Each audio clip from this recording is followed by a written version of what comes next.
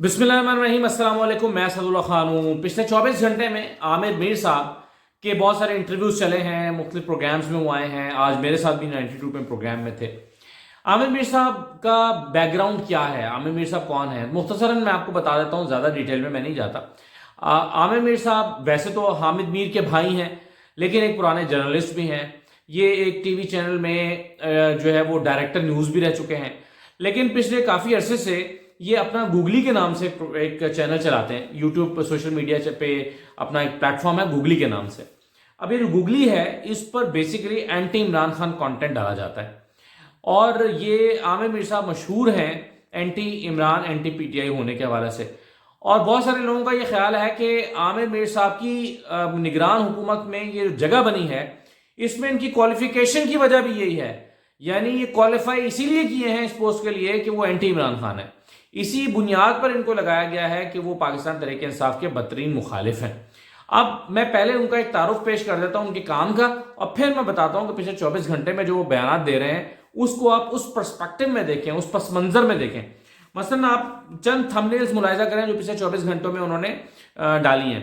एक थंबनेल पे लिखा है कि इमरान सिर्फ भारतीय अदालत में पेशी पर तैयार क्यों, इमरान सिर्फ भारतीय अदालत में पेशी पर तैयार क्यों। दूसरी थंबनेल में सिर्फ थंबनेल डिस्कस कर रहा हूं आपके साथ। दूसरी थंबनेल है कि लाहौर में दफा 144 की खिलाफ वर्जी पर इमरानडूज की गिरफ्तारियां। ये एक थंबनेल है जो आमिर मीर साहब के जो यूट्यूब, जो सोशल मीडिया प्लेटफॉर्म है गूगली के नाम से, उसके ऊपर आ रही है। एक और थंबनेल पे लिखा है कि जमान पार्क में यूथियों की वाटर कैनन से धुलाई। एक और थंबनेल पे लिखा है इमरान खान की धुलाई और गिरफ्तारी की दास्तान। और इसी गूगली पर आपको एक और जो है वो थंबनेल मिलती है कि जमान पार्क के बाहर पुलिस की यूथियों पर आंसू गैस की शेलिंग। तो इस तरह का काम ये करते हैं। और फिर इसमें आप जो देख रहे हैं कि ये सिर्फ जुमले ही नहीं लिखे, बल्कि इन थंबनेल्स के ऊपर इमरान खान की शक्लें बिगाड़ कर कार्टून बनाए गए हैं। शक्लें बिगाड़ बिगाड़ के माफिया मांगते हुए नहीं, जाली तस्वीरें बनाई गई हैं, जिसको कहते हैं एडोब फोटोशॉप जो है वो करके, और इसको जो है वो यानी मैन्युफैक्चर्ड हैं, किसी और का धड़ लगा के, किसी और का जिस्म लगा के, किसी और के हाथ लगा के। तो ये काम एक कंटेंट, एक करंट अफेयर्स के चैनल पे हो रहा है, जिसके ऊपर जो है वो ये काम किया जा रहा है। अब ये इस बैकग्राउंड के साथ आमिर मीर साहब काफी अरसे से ये काम करते हैं और इसी वजह से इनको निगरान वजीर इत्तलात भी बनाया गया है।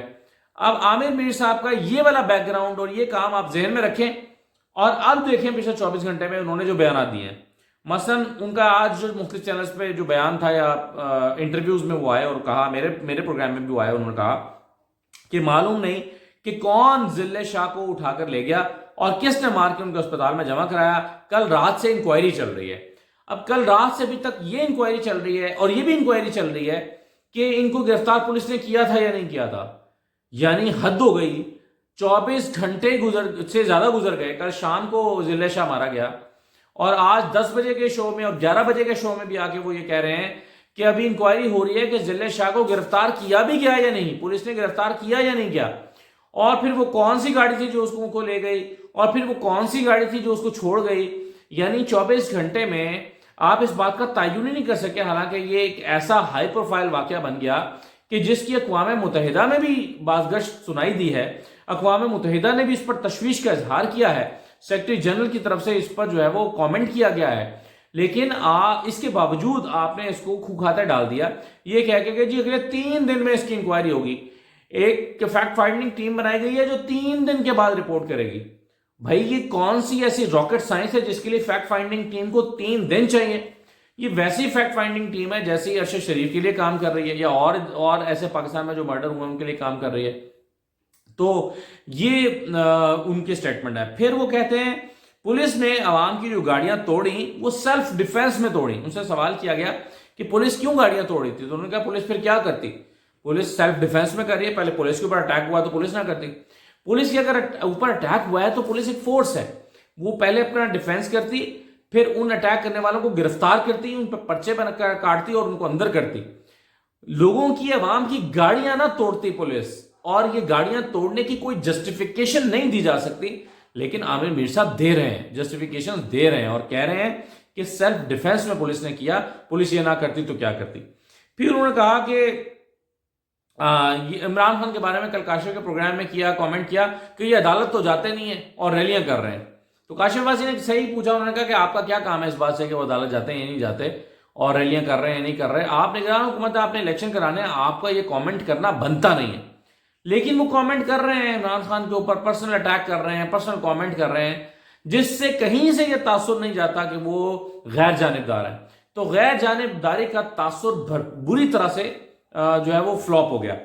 پھر وہ کہتے ہیں کہ چونکہ سوال کیا گیا کہ جی عدالت نے تو آج آپ نے کل جو دفعہ 144 لگائی تھی، آج عدالت میں معاملہ گیا تو عدالت میں چھوڑنے، عدالت کے حکم دینے سے پہلے آپ نے دفعہ 144 اٹھا لی، پھر آپ نے یہ دفعہ کیوں اٹھائی اگر آپ نے کل لگائی تھی تو؟ اب وہ کہتے ہیں کہ دیکھیں جی عمران خان چونکہ عدالت میں گئے تھے تو فیصلہ تو یہی آنا تھا۔ اچھا فیصلہ آیا نہیں؟ وہ کہتے ہیں فیصلہ تو یہی آنا تھا کیونکہ عمران خان گئے تھے، یعنی تاثر وہ دے رہے ہیں کہ عمران خان کو عدالتوں سے ریلیف ملتا ہے۔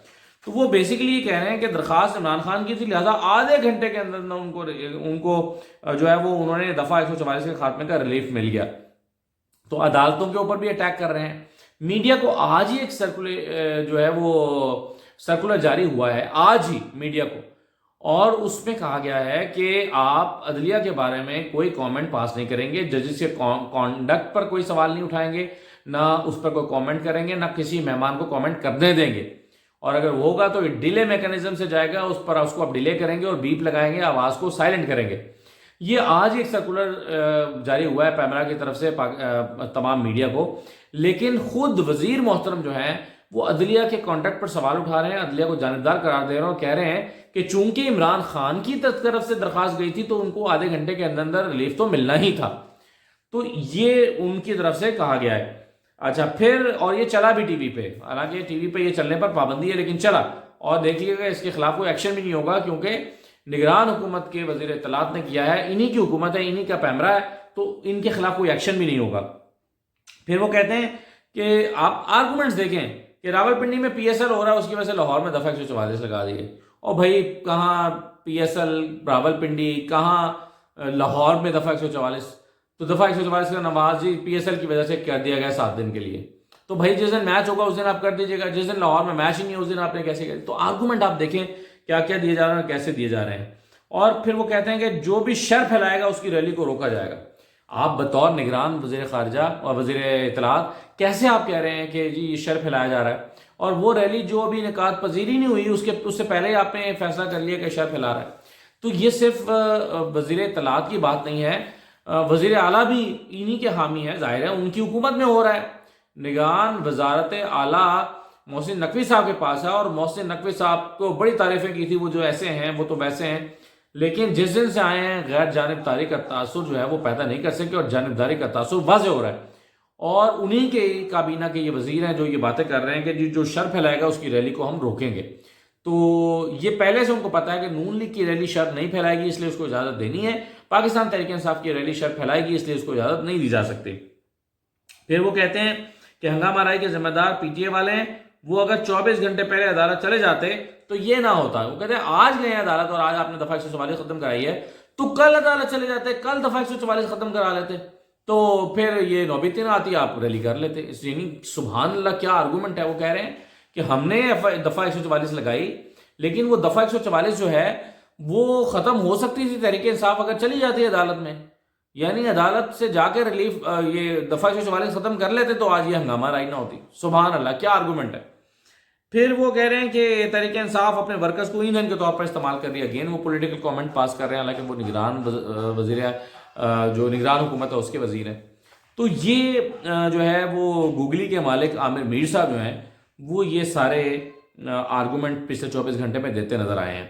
ان آرگومنٹ کی روشنی میں آپ صاف طریقے سے کہہ سکتے ہیں کہ وہ غیر جانبدار وزیر کہیں بھی دکھائی نہیں دیتے، اور اپنے چینل کے اوپر بھی وہ مسلسل ایسا کانٹینٹ ان کا پوسٹ ہو رہا ہے جو کہ صاف اینٹی عمران خان نظر آتا ہے، اور ظاہر ہے ان کا بیک گراؤنڈ سب جانتے ہیں کہ وہ اینٹی عمران خان ہے، تبھی تو اس حکومت کی، اس نگران وزیر اعلیٰ کے اور ان کی کابینہ جو بنائی گئی ہے اس پر اتنے سوال اٹھائے گئے تھے عمران خان کی طرف سے، تبھی تو کہا گیا تھا کہ یہ غیر جانبدار نہیں رہیں گے، یہ شفاف انتخابات نہیں کرا سکتے۔ آپ سوچیں اگر عامر میر صاحب کا یہ بیک گراؤنڈ ہے اور یہ وہ آج کر رہے ہیں، تو کیا کل کو الیکشن میں اثر انداز ہونے کے لیے اپنا اپنا جہاں جہاں وہ زور لگا سکتے ہوں گے نہیں لگائیں گے، جہاں جہاں وہ اثر انداز ہو سکتے ہوں گے نہیں کریں گے؟ عمران خان کی مخالفت چونکہ ان کے پیٹ کے اندر بستی ہے، تو کیا اس مخالفت کے اظہار کے لیے وہ جہاں ان کا داؤ لگے گا وہ نہیں لگا سکیں گے؟